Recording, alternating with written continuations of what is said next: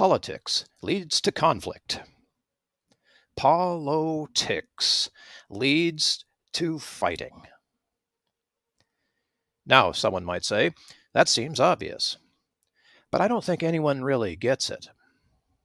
I'm serious. Like, sometimes someone has to stand up and say the obvious. Politics creates conflict.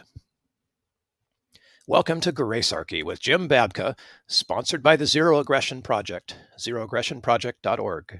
I'm your host, Bill Perotzman, here on the AHO Radio Network. So here's the setup. Jim wrote a Facebook post that says something so obvious that it almost hurts.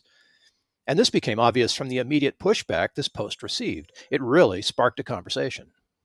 Here's what the post said. A policy requiring 100% compliance to succeed should never be pursued. Now, let's set the context. This was August 2020, exactly 2 years ago. Mandatory mask policies were being implemented in most states. In the Democratic Socialist Republic of California, where I live, we had the mandate. This isn't a discussion about masks. Really, it's not. It's a model case that tells us how and why such a simple, basic thing became so controversial. It's a lesson in why mere politics and policies are not law. Can I ask a question before we really get into this? Yeah, yes. So I'm looking at this and I'm thinking policy. So when I see the word policy, I normally think of, whether it's in business or government, I normally think of a coercion to a best practice or to practice that somebody thinks is best. Was that what your intent was here in using the word? Yeah, it's exactly my intent. I think there is a distinction to be made between that which is law, which has something to do with morality, and it has something to do with consensus. And we'll get deeper into that as we go, I suspect. And a policy is someone's preferences. Best practice would be one way to sum that up. It's what they believe would be the best practices, and they had enough power to impose it on the rest of us who may not necessarily share the value or agree with their position as to what the best practice would be. So the policy thing, I hate to say this in practice, but in real life, a law gets made and then policies are made to implement the law. Yes. Although at the time that I wrote this post, and you did bring up the controversy that was present at that hour, is mask mandates were getting dropped all over the country. So this is just a few months after we had gone through a lockdown.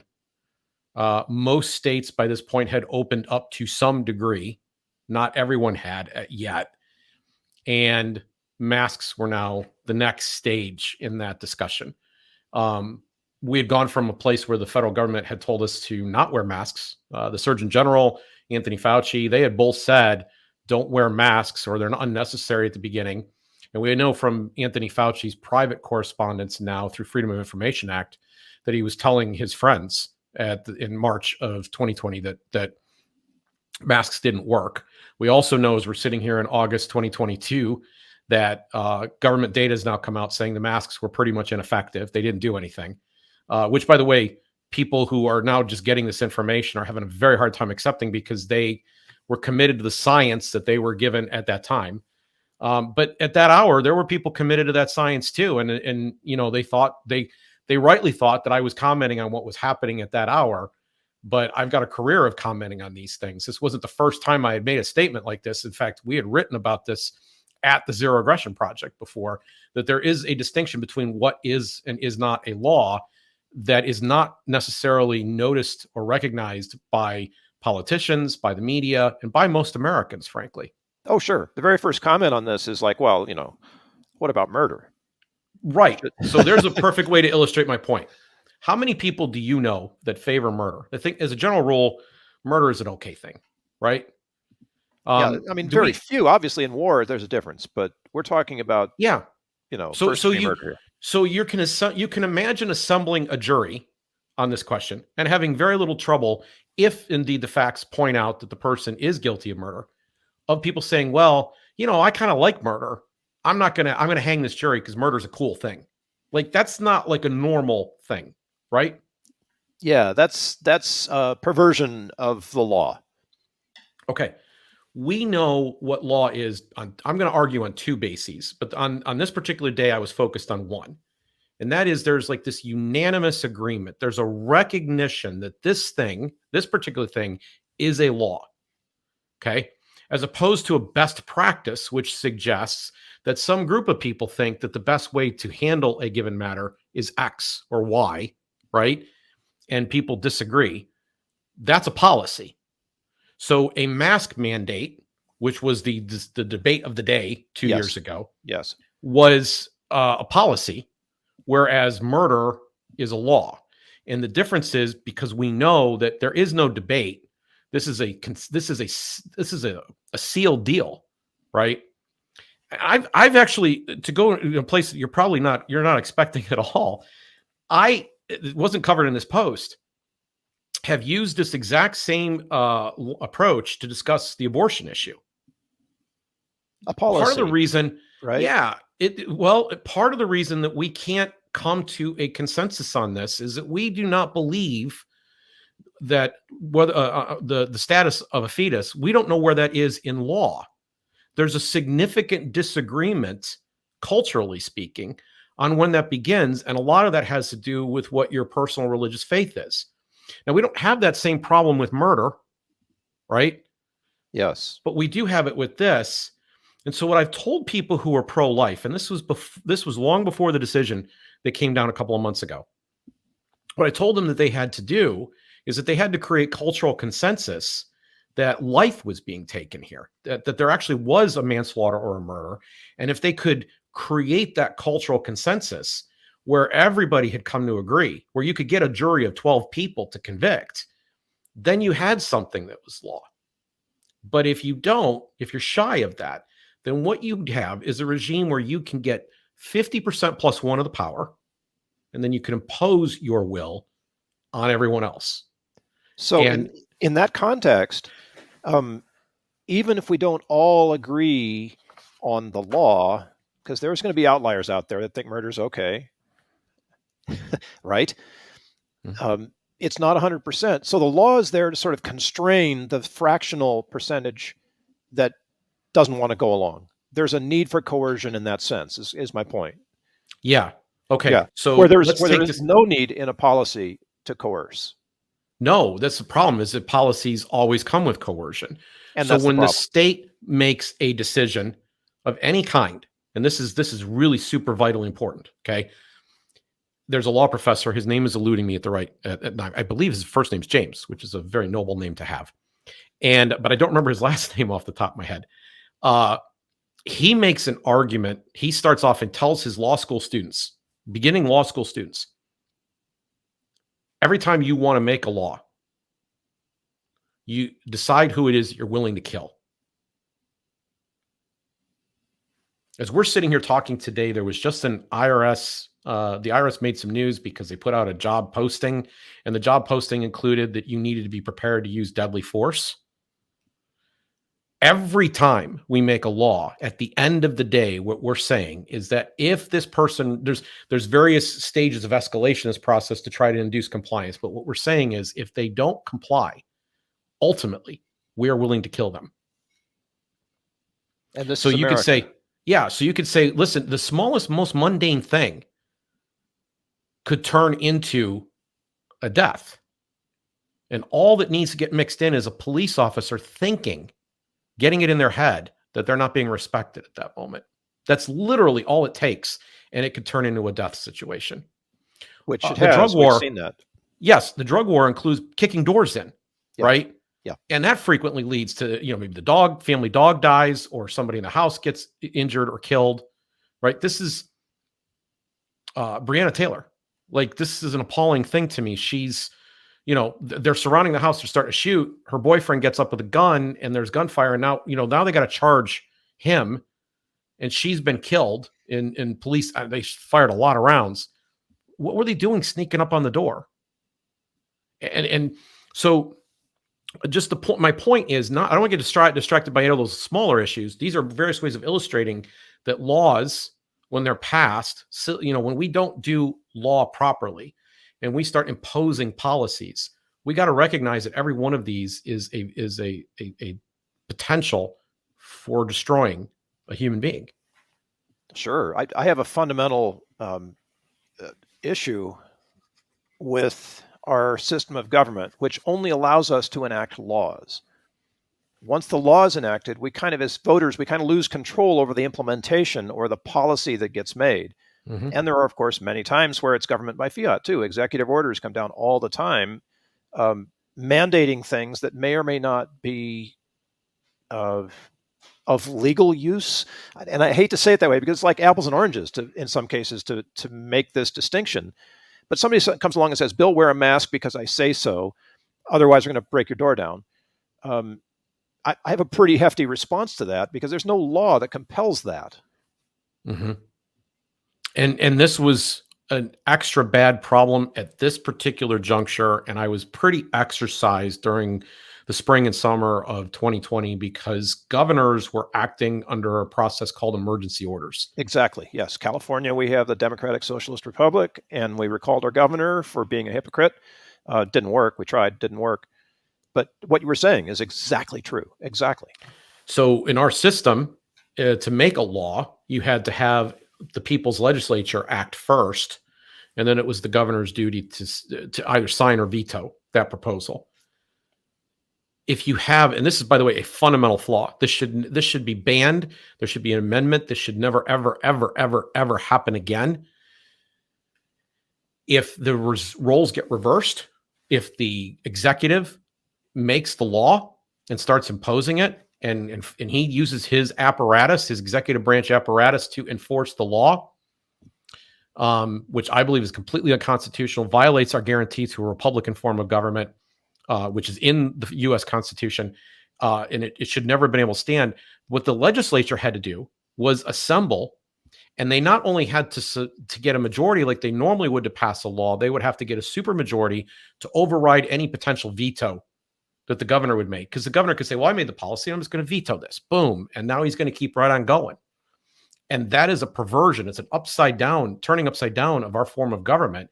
And I would submit to you that at this hour, I was in Ohio at the time. Our governor is Mike DeWine, the very first governor in the country to lock his citizens down. He beat J.D. Pritzker by an hour. And there were several more before the day was over. Yeah. That at this juncture, he proposed that this mask mandate, there's really something interesting about this story. When he proposed this mask mandate, I think he would have had a hard time getting a majority vote out of the state legislature at that moment. It's debatable whether he could have done it at that hour.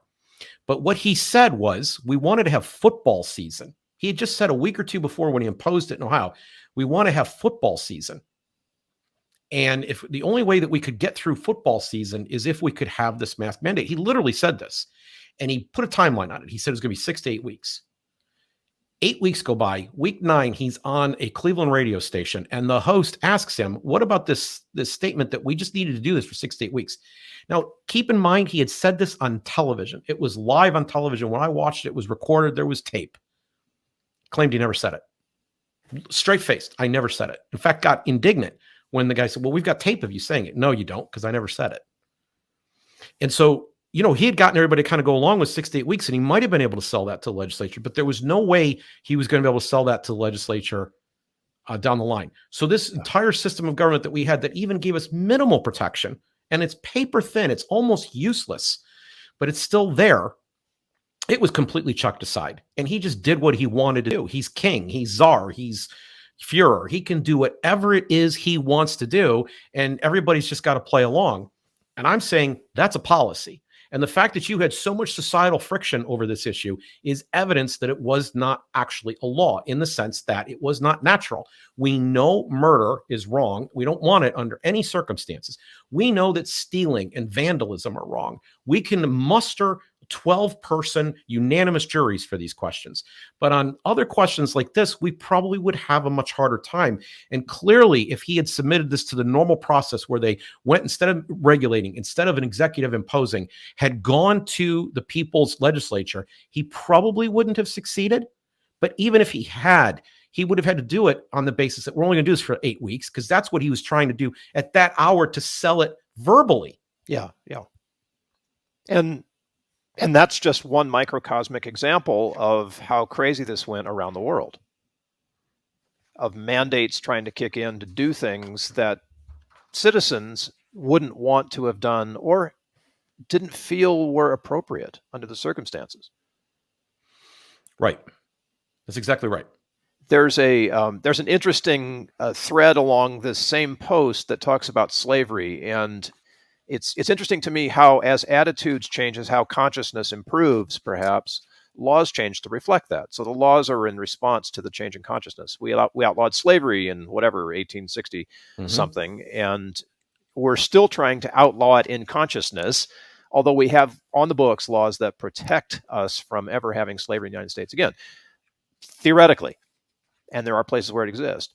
But so these we are made not, we these made are a not policies. constitutional These are laws. Right. We made a constitutional amendment in this case. Yeah. And again, if you were to go out and find, like, if somebody's kidnapped by somebody and held against their will, if somebody's put to labor against their will and they're not able to profit from it, and we've expanded even what the definition of slavery is, so that it covers not just chattel slavery, but sex trafficking and other stuff. So we're getting this better and better sense of this. But there's the cultural consensus that makes something law is present. It's there. It's there, right? Yes. This is an example. Like I'm trying to tell to the pro-life people, this is an example where the consensus has been reached. There's nobody's debating this question anymore. This is settled, right? Masks never made it to this level. Even it doesn't matter. Like debating somebody. So it's interesting because one person in that thread worked at a clinic. Yes, there's actually yes. The other person that you're starting to reference is a doctor that I respect a lot. Have a lot of respect for this person, and I thought she, by the way, you noticed, was a lot more respectful to me. She didn't make cheap arguments at all. Yes.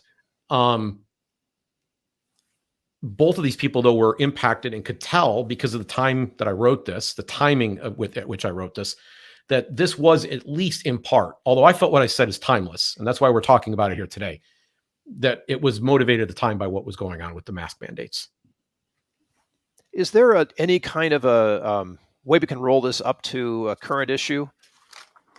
And obviously, for the listeners, point out where a policy that does not have 100% support and may not even have 51% support is getting in the way of consensus? It's hard to come up with one off the top of my head as I'm sitting here talking to you right now that is as visceral as the stuff that went on during COVID, because so many of the things that went on during COVID literally affected and impacted our day-to-day lives in ways that we just take for granted. But I would go so far as to suggest that virtually anything this is the other way that you could tell something's a law. Anytime that something that you cannot identify a specific victim to whom damages are owed. Anytime you're missing a victim, if there's no victim, there's no crime. And if you can't attach monetary damage to it, if you can't say this person would be at least made partially whole, because we can't, when crime happens, we can't necessarily fix the emotional damage that's done to a human being. Right. Yeah. We can't make everything perfect and new. We can't take away the PTSD that might come with an assault that's been done on you.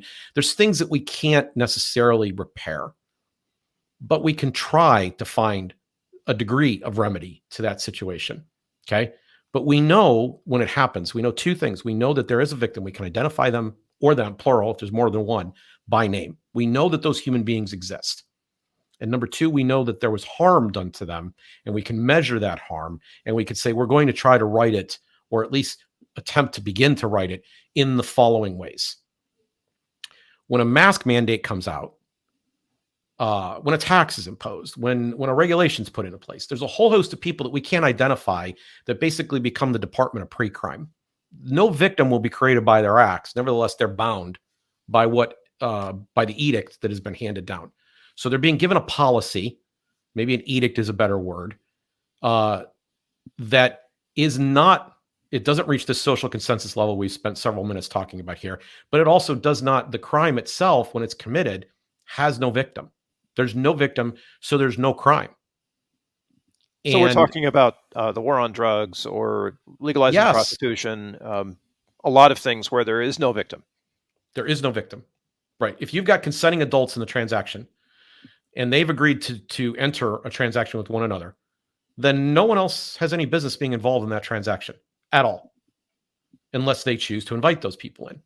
And so anybody that intrudes into that transaction, whether it be a politician, a police officer, a nosy neighbor, doesn't belong inside those transactions unless they're invited.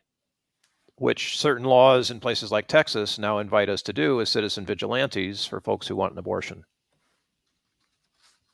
Yes, this is a really, really rotten idea. I don't care where you're coming from on the spectrum. I have kind of an acid rule, and your governor, he doesn't do much right, and I don't agree with what he did, what I'm about to explain either, but he illustrated the point perfectly.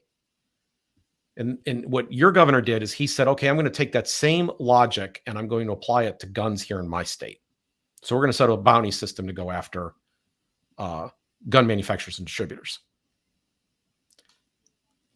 This idea that we're going to start to empower people to go after other people and throw them into, like, there's no end to this. There is no end to this. And, we've talked about some of the things that can be done to dox people or, just crush them or take away their ability to make a living on social media, the way they can be swarmed and so forth. This is much worse because now we're going to bring the awesome power of the state into the mix, and almost nobody can compete with it, and have them do the crushing and maybe even do it for reward and profit. So this idea that happened in Texas that, we've got a way, and it was done pre-Roe v. Wade, by the way, this Dobbs decision. It was done previous to that decision coming down this summer. But this idea that they found a way around that law and they were going to put this bounty out. So it wasn't the state enforcing it. It was individuals enforcing it. I mean, this was clever by stupidity. This is really a bad idea. And your governor showed that if you take this and extend it out, this is the dangerous place to which it leads. Yeah. And it isn't finished leading there yet. We've got a little ways to go on this before it. No, this is all going to get settled in courts, unfortunately. This is sometimes you got to be careful when you open Pandora's box. Well said. Well said. I'd like to say one more thing about this, because one of the other things that happened in this discussion, in this distinction between law and policy, is that when you don't have this consensus and people feel oppressed by the result, by the policy that's been imposed, you have something that has been very field tested. It's very well attested in the realm of psychology, called reactance. People become reactionary and resist the policy, try to find ways to resist the policy. Pernicious side effects are created from this. Cultural division is created from this. People become rivals and angered at each other.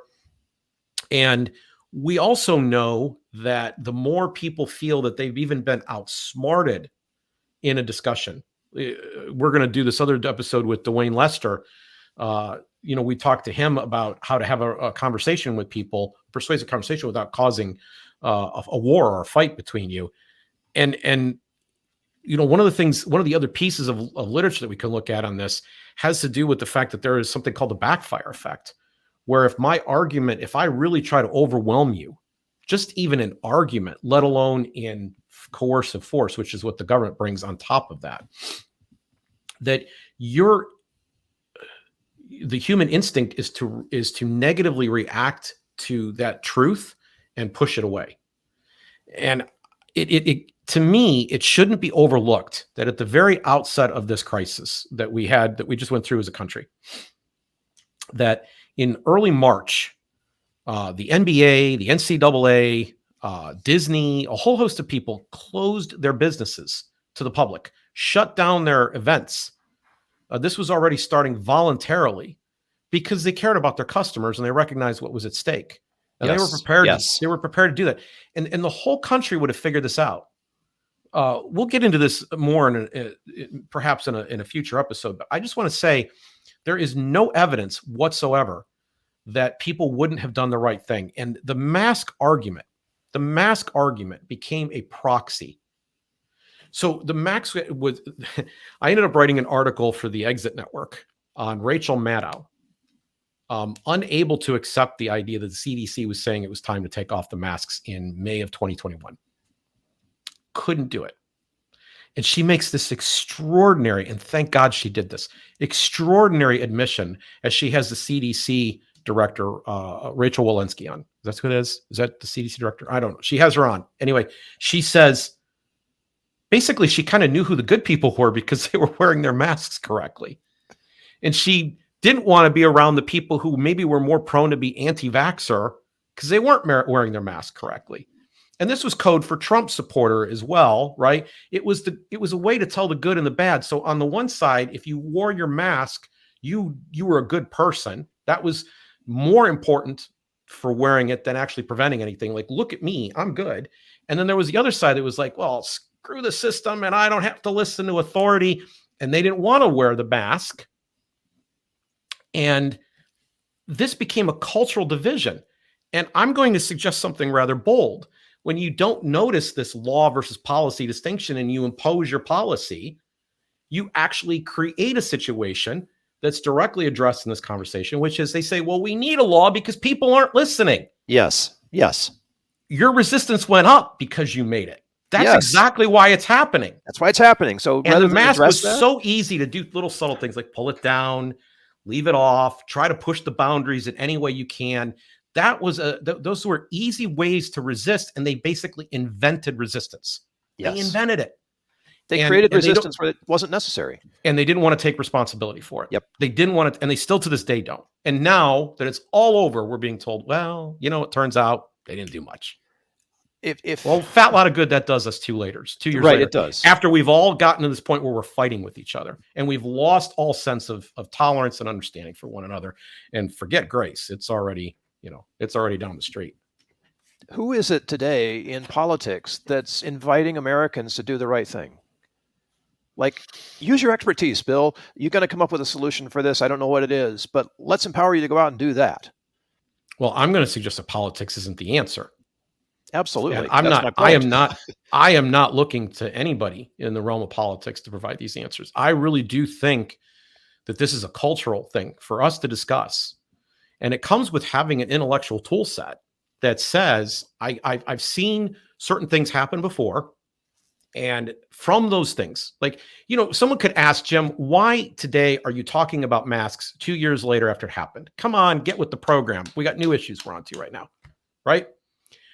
But that's the problem. If you are not aware of what's happened, if you don't know your history, you're doomed to what? Repeat it. And I'm suggesting that what should happen instead is people should go back over this event, learn lessons from it. One of the things that's actually really very interesting to me, the reason we're discussing this is this came through, and I shared it with you, was this came through in my Facebook memories. And the first person to respond in this discussion made a lot of very specific, time-specific pleas. And he didn't do it in the kindest way. I was the bad guy. Anybody that objects to this wants people to die type of argument. Right. Not skillful. And he made specific arguments that today, and we won't get into it because it's not my point to embarrass him or say anything bad about him or anything else. That's not my point. But he made arguments that 2 years later completely fall flat on their face. They turned out to be wrong. Not a little bit. Like these aren't questionable things. These are things like, well, my perception of events is different. No. Empirically speaking, these arguments proved to be wrong. Yeah. Okay. These were the exigent circumstances at the time. These were the things that you're being told to fear. And when we see fear, I always think of false evidence appearing real. I stop and say, wait a minute, why do they want me to be scared? And should I really be scared? And I start trying to find something to compare it to. And I start trying to figure out, okay, should I be scared? And I want more evidence to come in before I want to react to the hysterical news that I'm being given. And I'm saying right now, these events should serve for the rest of our lives as exemplars to us. This is 2 years ago. 2 years ago. We can't forget it, people. It's 2 years old. Yeah. It's got to be right there at the forefront of everyone's mind. And the way I do this is I distinguish between what is a law and what is a policy. And when I see a policy being imposed, I know that this is going to cause a certain amount of social dislocation. It's going to break social bonds. It's going to create arguments. And the more intrusive it is and the more heavy-handed it is and the less likely that it went through a legislature, I can see for all of those reasons why this is going to have deleterious side effects to our society and why it's going to cause trouble. It would be like reprehensible to not tie this into the leadership of the time. we were in an era where policies were being made heavy-handedly, and even though they pleased the majority of the people, they didn't have a unifying, building, constructive result. I'm going to suggest the only way you can get that is not through politics. I'm going to suggest that what was happening before this event would have continued. Walmart had special hours. Yes. Right. For people and one-way aisles. Which, by the way, probably was useless too. Yeah, but and we were over cleaning at the time. But there were all these steps that were being taken. We see some of the residual effects. I'm walking through the airport just this past weekend, and there's still a sign advocating 6-foot distance. I mean, there were attempts to do the right thing, and you would have seen most of that. And I think you would have seen a great deal of cooperation. There's always going to be holdouts, which is what gets us back to this, brings us full circle. The idea that if your policy isn't 100%, if one person violates the policy, right, the suffering will continue until morale improves, right? Well said. Yeah. So I'm saying that this is a sign. This is a sign that a problem is there. And it doesn't matter whether it was masks in August of 2020 or it's something else today. When you see somebody saying, we have to have 100% compliance with this, or the reason we've got to do this is because not enough people are complying. The fact that you're hearing that people are not complying should cause you to pause and ask, wait a minute, is this a law naturally occurring like murder or even slavery? Because we built consensus on that. Or is it a policy? Can we find a victim? Can we identify damages to them? Or is this something that's simply designed to control behavior so that we can prevent some phantom bad thing from occurring? Which may or may not occur. We don't know yet, but we've got to overcompensate. Do we turn this over to the planners, or do we allow people interacting with each other to start to look out for their neighbors and friends and build the bonds of community that way? Or do we want to start a civil war amongst our citizens? Those are the stakes. Those are the choices. I can tell it's a policy when it doesn't have that level of consensus. It's not a law. So our grace point here is to come back to unity. Our grace point here is to have like a tool set that sees these things and decides I'm not going to impose my policy preferences, right? Because what happened here with one of the commenters, he clearly had that policy preference, right? And so he was calling me a whiner at the time, right? Because he wanted to impose his values, right? There was not enough level of compliance. Forget all your science about what this does to our society. I want what I want, and I've got the power, and you're going to do it. Yep. Which is not working. Not working. It's not working. Never has. Never will. Can't. Exactly right. So the next time we come to this, that's the grace. Learn history. Get a toolkit like this. Here's a rule you can follow. There's policies and there's laws, and only laws can be enforced. Policies should not. If it requires 100% compliance, it's not a law. We've talked about many ways to come to the table on this, and we're going to offer you some how-to. Jim mentioned our interview with Dwayne Lester. That's coming up on when you're at the table with your enemy. What do you say? How do you actually do that well? And that's a big barrier right now. I'll be honest with you. It's difficult for me to sit down with someone that disagrees with me fundamentally on anything, religion, politics, money, you name it, parenting. But there are ways, and they're not that hard, folks. You're going to enjoy that interview when we air it. And it'll help you to do things in a way that's novel, different, and also successful. Thank you all for being with us. It's really a pleasure to do this. I learn stuff every time we get into these conversations. I see things a little bit differently than I did before. And if you are doing that too, as you're watching or listening, then that's progress. That's a good thing. Even if it makes you uncomfortable, because there are things that need to make us uncomfortable to get us off the dime to do something about it. Thanks for being with us again. This is Gracearchy with Jim Babka. I'm Bill Protzman on AHO Radio Network. We'll see you the next time. AHO.